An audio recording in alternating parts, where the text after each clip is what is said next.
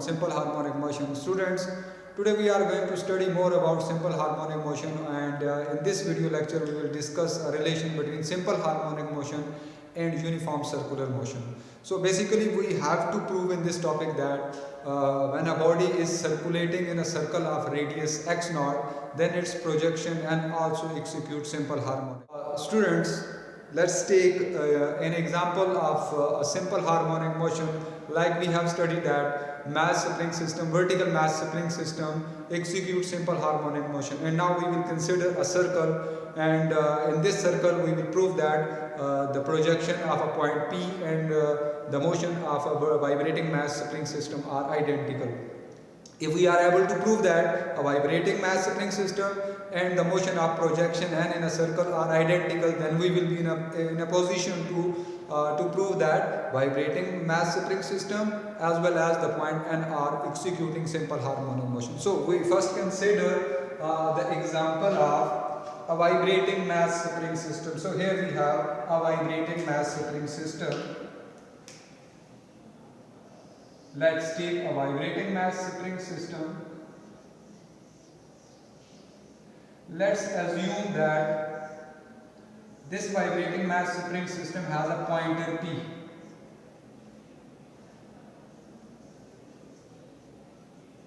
And its mean position is represented by a point A. This A represents its mean position. Now when it is set into vibration, obviously it will vibrate between two extreme positions. Let's denote those extreme positions with point D, and let's say it's your point C representing second extreme position, and it has its amplitude of vibration, let's say it's equal to x naught.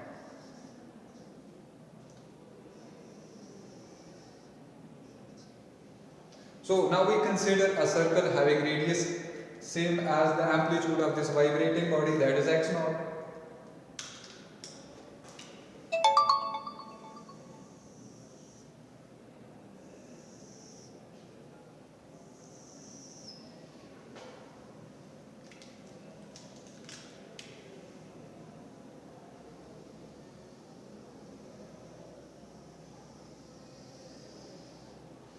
So here we have the circle. Let's make it more visible.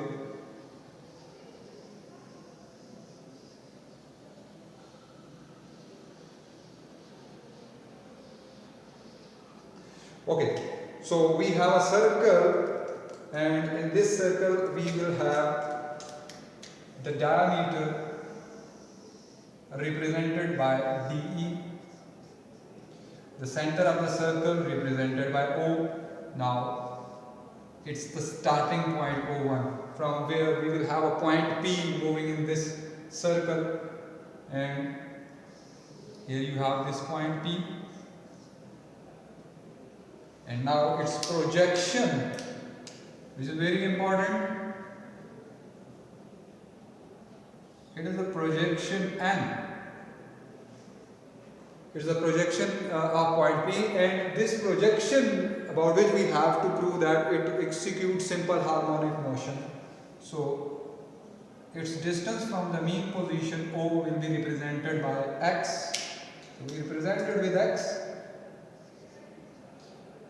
So x, and x naught is the radius of this circle, and this point P at some instant t is making an angle theta with the horizontal.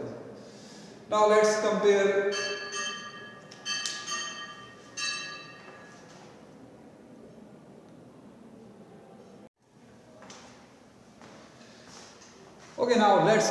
the motion of this pointer P and this point and this projection N. So students, basically हमने अब यहाँ पे ये prove करना है कि ये जो पॉइंट P है और ये जो आपके पास प्रोजेक्शन N है, इन दोनों की मोशंस आइडेंटिकल है। अब ये दोनों मोशंस आइडेंटिकल कैसे प्रूफ होंगी? हमने सिंपली ये प्रूव करना है कि जिन इंस्टेंट्स के ऊपर आपका ये पॉइंटर P जो है वो मेन पोजीशन पे था, उन्हीं इंस्टेंट्स पे आपका पॉइंट N भी अपनी मेन पोजीशन पे होगा, और जिन इंस्टेंट्स के ऊपर आपका पॉइंटर P एक्सट्रीम पोजीशंस पे था, उन्हीं इंस्टेंट्स के ऊपर आपका ये पॉइंट एन एक्सट्रीम पोजीशन पे होना चाहिए। तो अगर ये पोजीशन मैच होगी तो हम कहेंगे जिस तरह ये pointer P simple harmonic motion execute करता है, जो कि हम प्रीवियस टॉपिक में प्रूव कर चुके हैं, तो ये पॉइंट एन भी फिर सिंपल हार्मोनिक मोशन एग्जीक्यूट करेगा। उसके बाद फिर हम इस सर्कल से जो भी कैलकुलेशन करेंगे वो तमाम सिंपल हार्मोनिक मोशंस के लिए एप्लीकेबल होगी। So let's start and compare the motions of these two points, that's pointer P and this point N. So first we write the instants at which the pointer P is at mean and extreme position.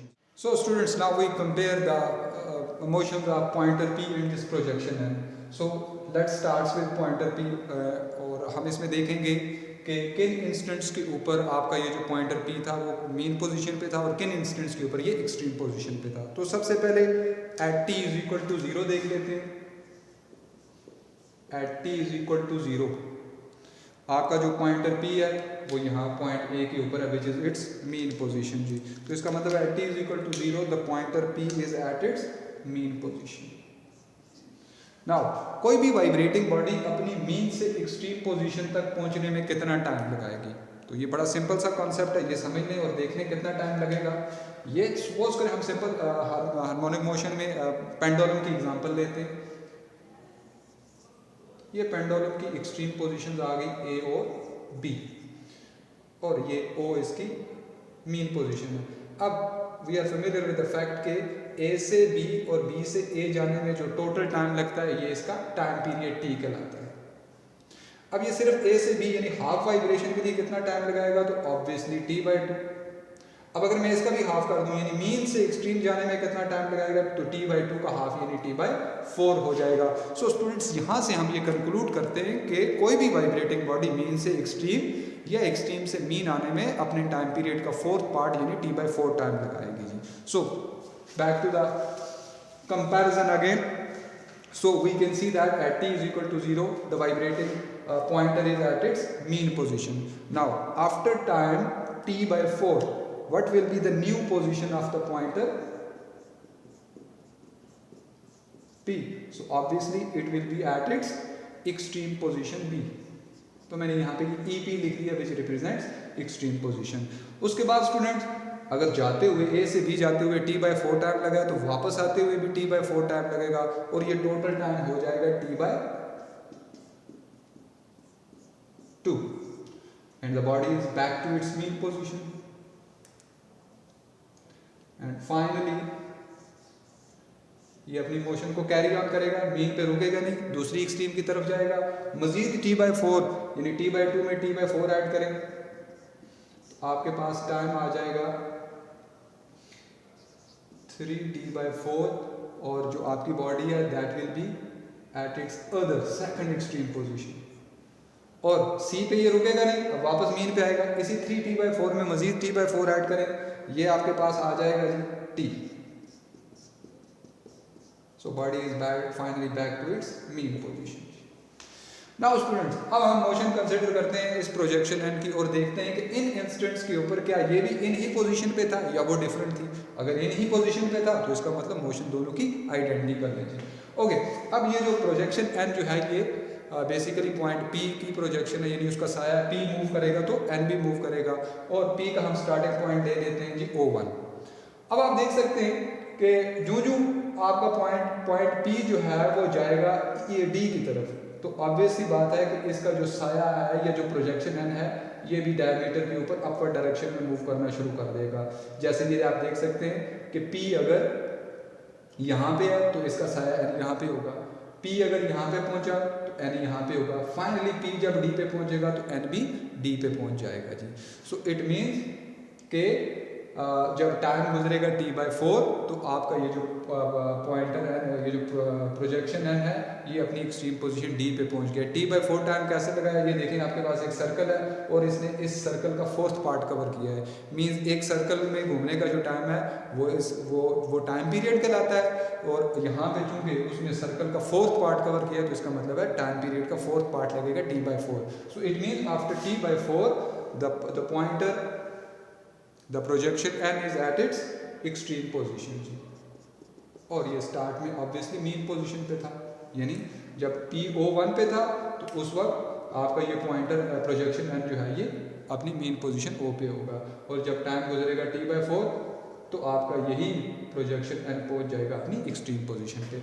अब जरा गौर करें, जो P नीचे की तरफ आएगा, जैसे late से P यहाँ पे पहुंचा तो ये आप देख सकते हैं कि n यहाँ पे होगा, P यहाँ पे है तो n यहाँ पे होगा, P जब यहाँ पहुंचेगा n ये आ जाएगा। तो देखें n जो है ये आहिस्ता आहिस्ता नीचे अपनी मीन पोजीशन की तरफ आ रहा है। फाइनली जब P यहाँ पे पहुंचेगा तो n अपनी मीन पोजीशन पे आ जाएगा, और चूंकि हाफ सर्कल कवर हुआ है तो इट मीन्स टाइम लगेगा T/2 and the projection in n is back to its mean position. अब ये फर्दर जो पॉइंट P नीचे की तरफ आएगा तो अब आप देख सकते हैं कि ये आपका n जो है ये भी नीचे की तरफ आ रहा है, ये देखिए, ये देखिए। फाइनली जब P यहाँ पे पहुंचेगा तो n भी यहाँ पे पहुंच आया, which is the second extreme position of this point n। तो इसका मतलब है 3T/4 टाइम के बाद ये एक्सट्रीम पोजीशन पे आ जाएगा, और फाइनली जब P ट्रैवल करके O1 पे पहुंचेगा तो n चला जाएगा अपनी मेन पोजीशन पे, और उस वक्त टाइम हो जाएगा T। सो अब आप देख लें